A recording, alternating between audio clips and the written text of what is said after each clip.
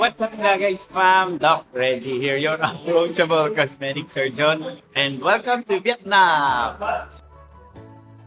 Oh, yung meron. Okay, so nandito tayo sa Lovelock Bridge. So ito yung ating hotel ngayon na pinag-i-stayan. And dami tao ngayon. Lahat kasi kami magtutour, no? So habang may time tayo ngayon, sagutin natin ang mga may another mga set of questions dito na parang natuwa naman ako kung kaya kong sagutin. Okay? So, habang bumabiyahe, siguro sasagutin ko rin yung ibang question. So, ano lang kayo, lagay lang kayo ng mga questions sa comments and sagutin natin ang unang question na to. So, sabi, tatawagin ko na lang siya na si Miss G. Okay? So, sabi, how does Doc minimize visible scarring? Yun. Depende yun sa sa technique, no? So, yun, type of stitching, placement, aftercare. Actually, yung tatlong yun is important sa lahat. First, ang ginagamit kong suture ay premium quality, no? So, mga surgeons dyan, kung gusto kumuha sa akin, PM nyo lang ako, okay? So, ganun ko na-achieve yung magandang heal ng sugat, no? Ganito yung dating, okay? Next is the technique, syempre. So, by the book tayong sumusunod sa technique. Hindi tayo yung inimbento lang. Hindi ako mahilig sa mga pinapangalan-pangalan, yung mga kines cut, yung mga gano'n, kines suturing, yung ganyan. Pwede natin tawagin gano'n, no? Basta, I want to express the important yung technique and result na ginagawa kaysa dun sa pangalan. Diba? Yung mga pangalan, mga ganyan. So, wala naman ako, hindi naman against dun sa mga pangalan, pero results matter. Okay? Ngayon, placement, hindi ko maintindihan yung placement, pero basta the combination of the skill of the surgeon, yung kaalaman niya, hindi naman sa lahat, pero I think it would be better na ako ay nakapag-training sa general surgery. So, salamat sa aking mga seniors, no? Doc Pincela, at saka si Doc Bautista. Yan. So, sila yung mga naging senior ko at nasa aesthetics na rin ngayon, no? So, yun yung mga pwede nating sundan ng mga mabubuting surgeons natin, no? So, follow nyo rin sila. And sasagutin natin yung next question, which are sutures internal, external, or both? And when are they removed? Sagutin ko muna yung kailan siya nire-remove, which is after 7 days. Ganun yun, after 7 to 9 days. Okay? Are we ready? Okay, 2 more. So, ayun, malapit na kami umalis. Sasagutin na natin yung ibang questions sa sa biyahe na, no? Siguro sa loob ng bus habang tulog lahat. Sige. So, internal, external, ako, yung alar lift is sa loob, internal yon. Pero yung alar trimming dito sa gilid, sa labas, siyempre, wala tayong magagawa kung malapit talaga siyang ganon. Kailangan natin mag-trim. So, hindi natin may iwasan yun. Pero, the term scarless is really, nasa healing yan nasa healing. Magiging true scarless kung walang trim dito. Pero kung nag-trim dito, nasa technique na talaga yan para hindi mag-scar. Okay? Susundan nyo rin yung aftercare ko ha. Matindi yun. So, extensive naman din yung pag-instruct ko doon. Okay? Ngayon, yung next question, how long is the downtime before I can go out normally with minimal visibility? Depende yan sa healing each patient. Ganun naman lagi ang sagot no? Basta remember, the full healing of rhinoplasty is 1 year. 1 year talaga yon. So, tatanggapin nyo na yon pag nagpa-surgery kayo. Pero, siguro may mga patient ako na in 3 weeks, okay na sila, lumalabas na ulit sila sa social media, sa TikTok nila and Facebook. Yung iba naman inaabot ng buwan talaga, no? Pero ang important is nag-heal yung sugat na maayos. And also, be proud. Be proud. Huwag nyo na itago, di ba? Nagpa-enhance kayo. Be proud. Nagpaganda kayo. You are capable. And also, you're also helping us, surgeons, na ma-promote yung trabaho namin. Di ba? Kasi kawawa naman kami, parang paggawa kayo, itatago nyo lang. Siyempre, pag wala nagtanong, edi live naturally, no? Parang wala, okay lang yan, ganyan. Pero kung may nakakakilala sa inyo at nakakaalam, edi be proud. Huwag ka na mahiya na may ginawa ka dyan. Nakakahiya ba kung ako nagpa-laser niyan at may sugat-sugat ako sa mga? Hindi naman, di ba? So, ganun din yun na nagpa-surgery ka. Hindi na siya nakakahiya ngayong panahon. So, it's a modernized time. Marami ng ibang problema, no? Fuel natin tumataas, ang bilihin tumataas, ang prices ng rhinoplasty tumataas. So, bakit pa kayo mahihiya? Diba? Huwag na mahiya. Okay? Nangangalahati na tayo, no? So, sa sunod, will there be significant asymmetry during healing? Diba? Ito, sagutin ko na agad. Yes. During healing talaga, hindi talaga pantay yung healing. No? At buwan yan. Aabutin ng buwan yan. Minsan, pantay na pantay yung healing, pero kadalasan, so 95% of the time, ay hindi yan pantay mag-heal. Okay? Pero sa dulo, magiging heals din yan. So, huwag kayong mag-alala. Huwag kayong ma-stress. No? Makinig lang kayo sa surgeon ninyo. Okay? Lipat na tayo kasi malapit na tayo umalis. Okay? Para comfortable tayo. Ayos? Audio was French, and now we just have audio. Yeah, this one only for walking. Oh, walking. Wow. Alright, so ito another snack na naman muna. Nasa biyahe na tayo. So, papunta na tayo sa Bana Hills ngayon. Yun yung leg ng tour natin ngayon. Okay? So, tuloy natin sagutin yung mga questions natin. Okay? Pero, snack muna kung ano man to. Sesame Sam. Sarap. Parang cracker na matigas na butsi. Okay. Let's go. Question. Okay, so sinagot ko na yung unang question na how long is the downtime before I can go out normally with minimal visibility? Diba? So, sinabi ko na yung kanina. So, para sure, antay na lang din kayo ng mga more than a month, siguro, diba? 6 to 8 weeks. Yun na lang, babe. Okay? Pero depende pa rin. May mga patient na mabilis mag-heal yung sugat, mga ilang weeks lang, okay na. Yung iba naman, matagal talaga. Depende. Kung mas makapal yung skin mo, mas matagal yung healing. Diba? Ganun yun. Kailan pwede mag-makeup?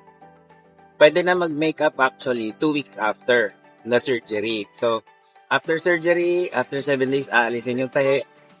And then another week, the next week after tanggalin yung tahi, pwede na mag-makeup. Huwag nyo lang isisiksik doon sa sugat mismo, pero pwede na mag-makeup. At pwede na bumalik ng skincare. Okay? Next question natin, what aftercare is required? Ay, ano ko na yon? Ako na magtuturo nun, no? So, if you become my patient, ako na magtuturo. Siyempre, I cannot divulge it completely sa ganitong lang vlog style. So, kailangan ine-explain yan ng surgeon ng maayos, no? At extensively. Oh, may mga extra, no? May mga extra tayo dito. Okay? Alam lang po ng pwedeng ilabas na itong dalawa. Can you introduce yourself? I am Kara. What's your channel name? Kara guy. Kara, guys. How about you? I Althea. Well, naging shy. Nga pala, si Althea ang sumama sa amin na nag-solo sa competition and she got gold at yung top position. Diba? Oh, we are proud to be Ledan. Okay? Okay. So, tuloy tayo magsagot ngayon habang may nang-i-store po sa likod natin. No? If you have questions, kids, kung may naisip kayo, question lang kayo. Okay? Konti lang naman na sasagutin ko. So, for surgery scheduling, can the patient choose or depend on schedule nito? Siyempre, depende sa schedule ko, no? Pupuno na yung schedule, hindi tayo pwede magsingit, no? So, aalamin natin kung ano yung next available. By the way, mas prefer namin na 1 patient a day. Medyo mas lesser yung revenue nun. Siyempre, pero ayoko yung naglilimang surgery, 10 surgery per day. Ayoko ng ganon. Una, masyadong toxic yon. Sunod, marami akong pwedeng makalimutan. Tsaka yung quality of attention and care, nababawasan syempre. Gusto ko kasi 1 patient a day. Sa simula pa lang, sa morning, pagdating, nakatutok na ako sa patient. And then, before mag-start, nag-e-explain tayo sa patient na maayos. Tapos, during surgery, relax lang tayo, di ba? Chill lang. Ganun lang tayo doon. And then, even after ng surgery, extensive pa rin yung pag-explain ko ng aftercare hanggang sa makauwi yung pasyente. Mahirap kasi yung nagtatrabaho tayo, nagsisurgery tayo, biglang may kakatok sa door. Tok, nandyan na po yung next patient. Medyo ayoko nun. Although it happens sometimes, no? Minsan nag-iilang patient din tayo per day kung kaya-kaya lang naman. Pero pag major surgery, preferred is 1 patient a day. So, unahan yan ang schedule. Kailangan i-explain ko rin to, no? Di ba sinabi ko na yon? Huwag na tayong magpatumpik-tumpik pa, no? Magpa-delay-delay. Try to watch my videos kasi nandun halos lahat ng sagot. Tapos, mas explained na kayo doon and mas madali na kayo makaka-decide. Kung sakali na may mga extra question kayo, doon yun na itatanong sa page. Pwedeng ganon. Ano? Yung schedule natin, mga admins na yung nagsiset, sinasabi ko lang yung availability ko. Remember ha, unahan. In a span of 1 hour, 1 linggo na uubos na. So, the more na you delay, the more na hindi nyo i-reserve yung target date ninyo, may ibang makakakuha niyan. Ang dami-dami nag-i-inquire, 100 at within those 100 ay sigurado may magpapareserve. Yung iba nga, dahil napanood na lahat ng videos ko, diretso, Dok, pa-schedule na ako, alam ko na yung decision ko, alam ko na yung gagawin. Ganun yun. Yun yung advantage pag nakapanood ng mga videos ko, tsaka nakafollow sa Facebook ko. Ganun yun. Ha? Try to watch yung mga videos ko. I'm sure helpful yung mga yun. Ha? So, huling question niya. Total estimate for my case with meds and plus aftercare and such. Yung admins na yung sumasagot ng mga ganyan, sila nag-explain. So, meron na tayong protocol para dyan. Meron na tayong pricing. Remember pala ha, the more na tumatagal, nag-i-increase. No, hindi kami yung may gusto ron. Suppliers ang nag-i-increase. No, sorry suppliers ha. Pero kayo naman talaga yung nagtataas eh.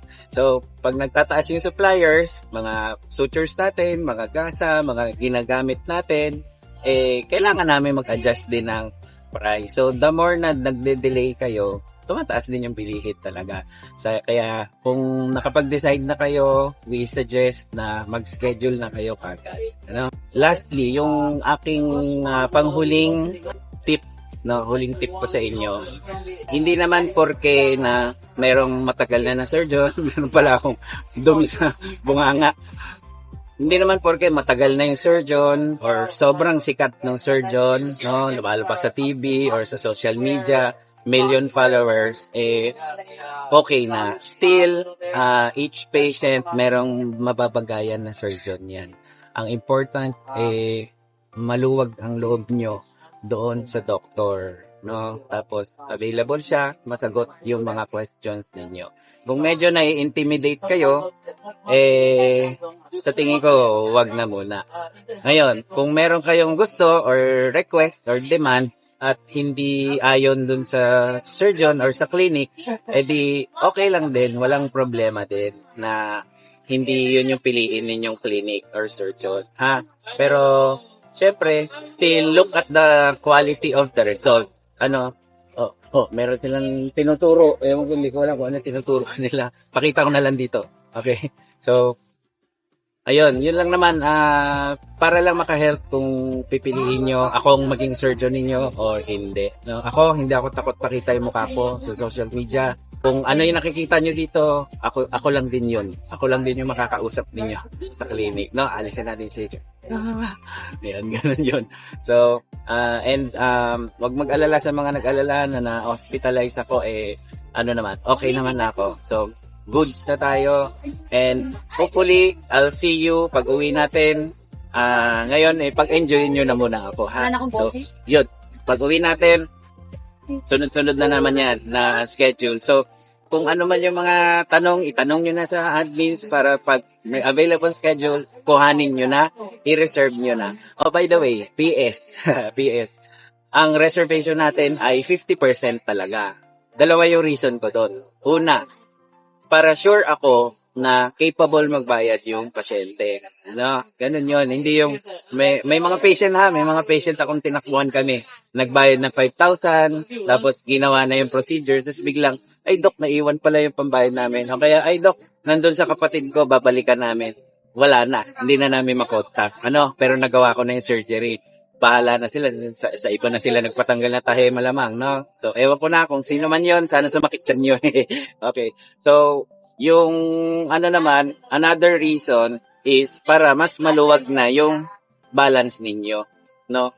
Di ba, magde-decide kayo ng enhancement surgery, dapat, ano kayo, capable kayo. Di ba tinabi ko yon na mas maganda 3 times of the budget of the procedure, may hawak ka. Para lang may room tayo na, alam mo yon, pag may nangyaring kakaiba, na delay, or may mga mali sa laboratory, di ba? May mga i-correct, extra gamot, extra clearance, no? Kung may sakit kayo, may room kayo ng budget. Hindi pwedeng eksakto lang, no? Kwento lang, no? Konting kwento lang. May patient kami nagalit sa akin. Kasi nga, ito binigay na yung presyo sa kanila. Hindi ko daw in-explain na kailangan ng pamasahe pala pa uwi. No, nung pauwi na siya, wala na siyang pera. So, wala na siyang pan-taxi daw, ganyan. Nagalit sa amin, hindi ko raw kinompute. So, kaya may computation tayo for the laboratories. So, kayo gagastos nun. Tapos, may computation tayo for the meds ninyo, kayo bibili nun. Kayo nang bahala para matipid nyo. Kung gusto nyo magtipid sa laboratory, edi sige, magtipid kayo. Kung gusto nyo medyo high-end laboratory, di ba? Di sige, better. Ngayon, kung pati sa gamot, same din. Kung gusto nyo sa generic, walang problema. Basta hindi kayo allergic. Kung gusto nyo branded, edi mas better. Mas mabilis gumaling kasi pag branded. Napansin lang din namin, mas mabilis yung swelling bumaba pag branded. Kaya lang, medyo mahal nga. So, kung gusto nyo tipirin yung surgery, that's the way. Okay? Ngayon, dahil uso pa rin ang viral infection, I still require COVID swab. Pasensya sa mga umaasa na wala ng COVID swab sa ibang clinic. Clinic nila yun eh. So tayo dito, we still require COVID swab para sure ako na wala kayong daladalang mga virus dyan sa ilong ninyo. Kasi dito tayo nagtatrabaho eh. Diba? So yun lang naman yung reason. Siguro by the end, siguro by the end of the year, tingnan natin. Okay? So, sa ngayon, required pa rin yung COVID swab. Para healthy tayo. Uy, wala na yung 8 po. Mas masaya pala sumagot dito. So, yung iba mga question, try natin ulitin, sagutin dito para mas maliwanag. Nandito tayo sa cable car park papuntang Bana Hills daw. So, doon tayo magsagot ng mga question. Maganda pala dito. So, yun lang muna at I'll see you sa next video. Peace. Love you.